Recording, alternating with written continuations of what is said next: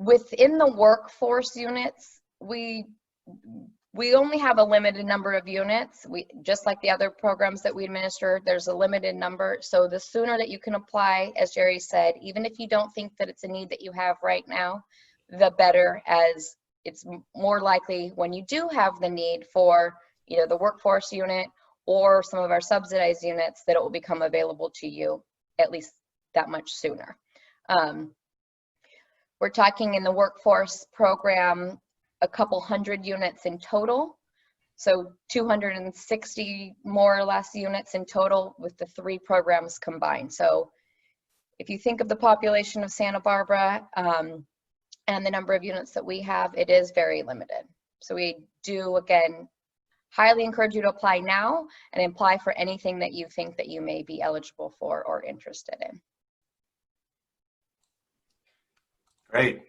Thank you, Andrea. And we can take questions at the end. I do see that we do have questions coming in, but I'd like to give the opportunity to Maria. Welcome, Maria. Hello, can you hear me? We can absolutely hear you. Oh, awesome. Okay, I have a slide I'd like to share. Okay. I don't know if you can see it. I'm going to do share screen. Yeah, you should be able to. There. Did mine? Not yet. So I'll start speaking about it. Hello, my name's Maria Schroeder. I'm with the Community Development Department of the City of Santa Barbara. I'm a housing program specialist, and I oversee the owner-occupied home ownership program for the city.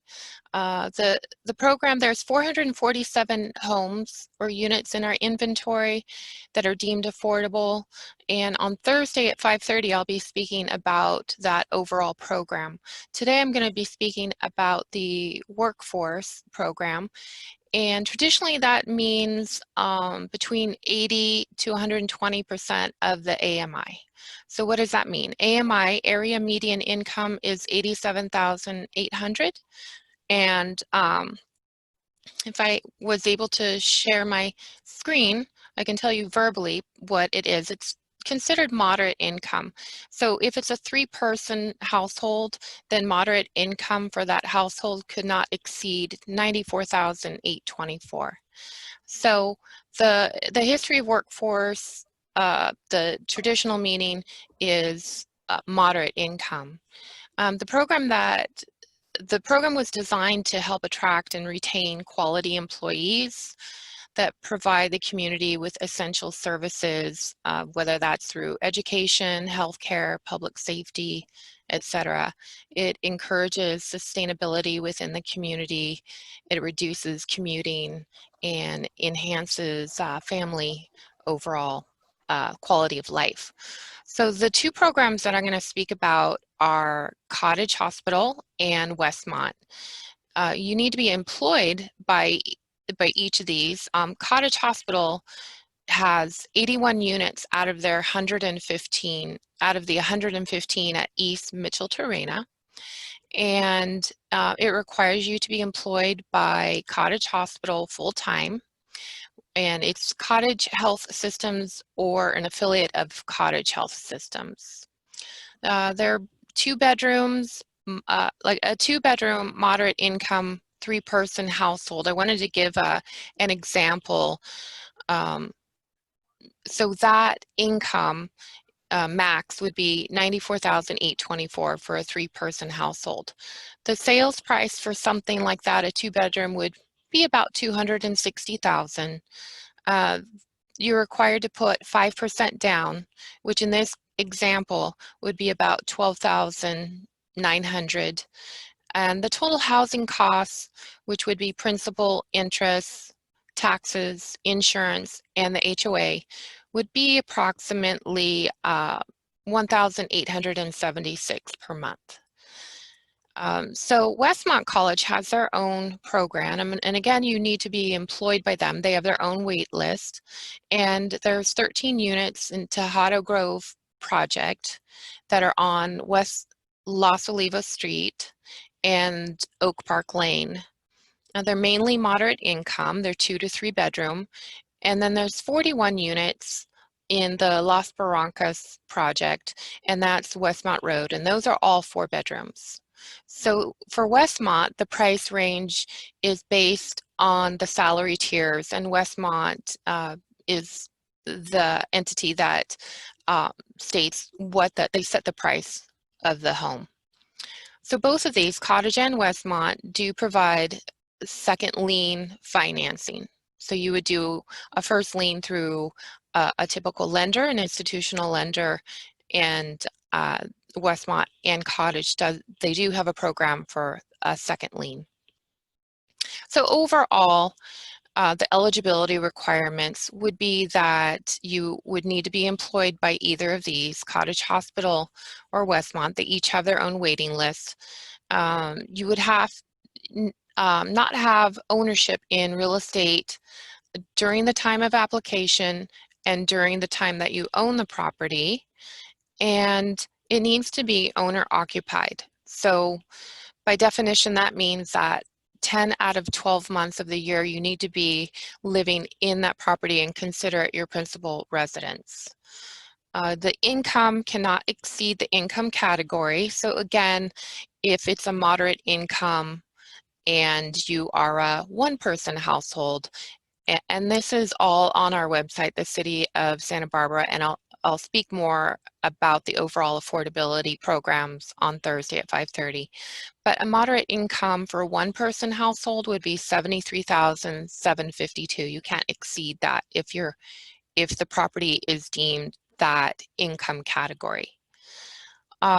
Just some other things to point out would be the debt to income. So you look at all your debt, you look at your income, and it cannot be less than 20%, and it can't be more than 40%. That is the housing debt to income. That includes principal, interest, taxes, insurance, and HOA costs. The overall debt to income cannot exceed 50% debt to income. Household. By definition, that's everybody that's occupying the home.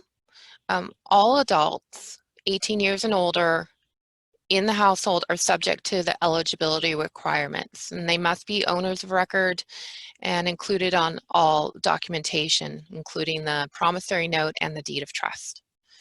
Down payment.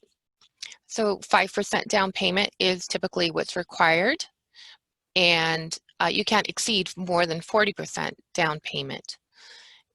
All of that can be a gift, and a gift cannot exceed 20% of the purchase price. You're allowed to have a co-signer. That would be for financing purposes and not necessarily for qualifying for the city or Westmont or Cottage purposes. Your credit score would need to be at least 620. So that's an overview of not only part of the affordability requirements, but specifically the workforce requirements. And the city, we have Westmont and Cottage Hospital as our workforce home ownership program. Any questions? All right, thank you. Thank you, Maria. There is a question that came in for Andrea. And they put on here, I may have missed this info about non-restrictive housing. Is there a waiting list, which you spoke about? And if there is, would a person be lower household income have higher priority than high income who was on the waiting list for a longer time? So I guess the question is, whether income has any bearing on their application. Yeah, so for the non-restrictive housing, there is a waiting list, or I'm sorry, for the income restricted housing, there is a waiting list. For the non-restricted income, we are really targeting higher income earning households. So the waiting, I'm going to answer this in 2 parts, and then please let me know if I need to further clarify. But for non-restrictive, these are the units that we advertise on Craigslist and advertise on our waiting list when we have a vacancy. The priority is generally whomever applies first and that they income qualify for the unit. And what that means is In general, the target of all our programs is that you're paying somewhere between 30 and 40% of your income towards rent. For the non-restrictive housing and for our other workforce housing programs, we will allow you to go no higher than a 60% rent to income ratio. So meaning that the rent that we're charging, and we will advertise the rent for the unit when we do the posting that there's an available unit, that rent cannot exceed 60% of your monthly income. If it does, you would not qualify. So having a lower income does not necessarily give you a preference. If you apply first and you income qualify, that's going to be what we're looking at for the non-restrictive housing. For those that are income restricted, so our income restricted housing, your income will determine what unit you qualify for. We have different units within this inventory that have different income targets. Some of the units are targeted for extremely low income earners. And especially if we're referring to downtown workforce housing, we have some that go as low as 30% area median income. So there's no preference for having lower income necessarily. It just depends on the unit that becomes vacant. So again, we're have to juggle with these programs that have the waiting list, matching the person on the waiting list with the unit size that becomes vacant, and then income qualifying for that unit. So I guess in short, the answer is lower income does not give you higher priority. But it is a loaded answer because we do have so many different properties with different income restrictions and different income limits that it's not as straightforward as that, unfortunately. So let me know if that answered it. If it's not, I'll go about it a whole other way. You did a very good job. It can be confusing because of the funding sources. There are all these restrictions, as Maria also knows. And that's where I know that the city and the housing authorities, both the county and the city, are trying to work on getting more workforce housing because it's needed. So thank you for explaining that. And the excellent answer. Thank you for the explanation is the response. So any other last items that either of you would like to add? The one thing that I did want to mention that I forgot, again, we have income restrictions on different properties, different income restrictions within the same property. Some of our properties also have vehicle restrictions, and I do want to mention that because it is something that comes up a lot. Depending on the property, we have different requirements that are in place where vehicle restriction or vehicle ownership or use may be restricted to one vehicle per household or no vehicles for the household. It depends on the property. So just especially in those downtown workforce or boundary restricted workforce housing units, you would receive a preference if you have no car or don't utilize a vehicle, because as Maria mentioned, transportation is one of the things that we're hoping public transportation is utilized more than the individual vehicle. So the downtown workforce units that we have and developments that we have are located next to bus transportation or in that more downtown central location. So if you are working in those areas and you don't have a car, it's very important that you enter that on your application or update your application to address that, because you will receive preference. And I think this is something, thanks for explaining that. I think this is something that a lot of people don't understand. And one of the reasons for it is because the city is allowing for more, for higher density in these areas. And thus there isn't as much of a space requirement for parking. So that's one of the issues. Anything else you'd like to add, Maria? I think I'd like to add that this is a lot of information, and if it's It's a lot of information. So if you have any questions, go to our website. My name's Maria Schroeder. You can ask me. We all interact with each other, the Housing Authority and the city and the county and the Housing Authority for the county and other organizations. We all kind of interact with each other. So if you have questions, you can send them my way. I'll try to point you in the right direction. There's a resource guide out there that talks about just various rental affordability, housing affordability. And like I said, I'll be speaking about housing affordability this next Thursday at 5:30. But you can email me if you want to get on the interest list. Ours at the city is not a waiting list, it's an interest list. So I'll speak more to that on Thursday, but if you have any questions, then look me up on City of Santa Barbara. It's mschroeder@santabarbaraca.gov.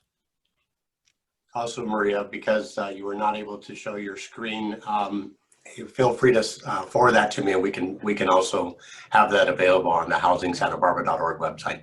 Okay, perfect. Thank you. All right. Any other things you'd like to bring up, Andrea? I don't think so, but the same as Maria mentioned, if you have questions, reach out to us at the Housing Authority of the City of Santa Barbara. You can use that info email at hacsb.org. You can reach out to me directly. It's Fink@hacsb.org. You can call Jerry. But feel free to reach out. It can be confusing because we have so many different programs, so many different funding sources and restrictions. We'd be happy to explain the different waiting lists and suggest what you should apply for if you're interested, or suggest other agencies that you should apply with or contact. We aren't the city, but as Maria said, we work with each other very closely, so we'd be happy to refer you back to them if it's a program that they administer. Ours, through the Housing Authority, City of Santa Barbara, all rental programs. We don't administer any of the for purchase, but we'll point you in the right direction if you have questions, and you get to us instead of the city. But I don't. Right. Well, thank you, Maria, and thank you, Andrea. And again, as a reminder, this is being recorded and it will be posted on the housingsantabarbara.org website. And the information, the contact information for Maria and Andrea will be available there as well. Jerry, there's a few other questions that look like just came in. Do you want to, since we're... Yes, so Maria, if someone emails you to get on the interest list, will they then get the announcement as soon or sooner than any other source like Craigslist? So we do not advertise on Craigslist. What I oversee is the home ownership. When you're put on the interest list for the affordable houses, right now we have 447. What that interest list does is if there is a lottery, then the people on that interest list are notified for that lottery. Right now we don't have any lotteries coming up. The last one we had was Estancia. That was our last lottery that we had, and I believe that was a couple years ago. The 447 units, you know, some of those are cottage, some of those are Westmont, and so you would need to work for those organizations. But on the interest list, when a property that is in our inventory that resales, if the owner does not have someone that is eligible for that income category, then they can ask to look at the interest list. So hopefully that answered that. We don't advertise on Craigslist. The City of Santa Barbara doesn't, but the Housing Authority for the city does for the rentals. That was an excellent question, and I'm glad they asked that because you know, if anybody thinks that they may be interested in the future, it's important for them to get on your interest list because that's how they're going to find out about it. Yes. And there is another question that came in, and I might be able to help with this one. For Section 8, does housing provide a list of properties who accept Section 8, or where can individuals and families look for apartments who accept Section 8? Well, the Housing Authority used to do that. And while we don't provide a list anymore, it is no longer legal for landlords to tell you that they don't accept Section 8. So they have to accept an application from you and consider your voucher as part of your income. And we can help the landlord with that by providing the information that the applicant or the participant has given to us with their permission. And we've been doing that a lot lately with some of the larger property management companies, which has been very helpful. And they've been able to qualify, income qualify a lot of applicants, especially over the last few months. So the other thing that the Housing Authority does for its Section 8 applicants and voucher holders looking for a place is we do have landlords that will let us know about availability, and they want us to forward any interest from voucher holders that we have. So if a voucher holder or an applicant gives us permission to share their information, we will forward their information to the landlord directly for consideration of the unit. Now, in doing so, we have to forward all of the applications that we have on file for those households that have the voucher size that would qualify for the unit that's available. We can't pick and choose. So if we have 20 applications, we send all 20 applications that have given us permission to do so. So in that way, we do help with finding units that are available. And having said that, right now is a good time to find units because the market has softened and we are close to 100% lease up because all of our voucher holders are having success in finding units. So I hope that answered that question. Did you want to add anything to that, Andrea?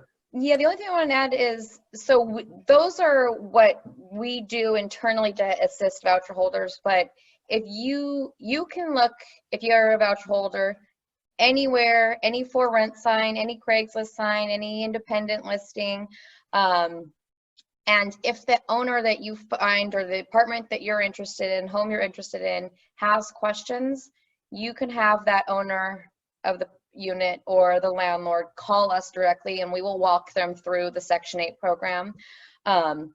It is important to remember which housing authority you have your Section 8 voucher with and make sure you point them in the direction of the correct agency, but we will walk them through whatever steps are required to become a participating landlord or answer any questions that they have. So we do go over what those what's required of the landlord in the briefing when vouchers are issued, but we don't expect everyone to memorize that. So send landlords to us and property owners to us, and we'll ask those questions.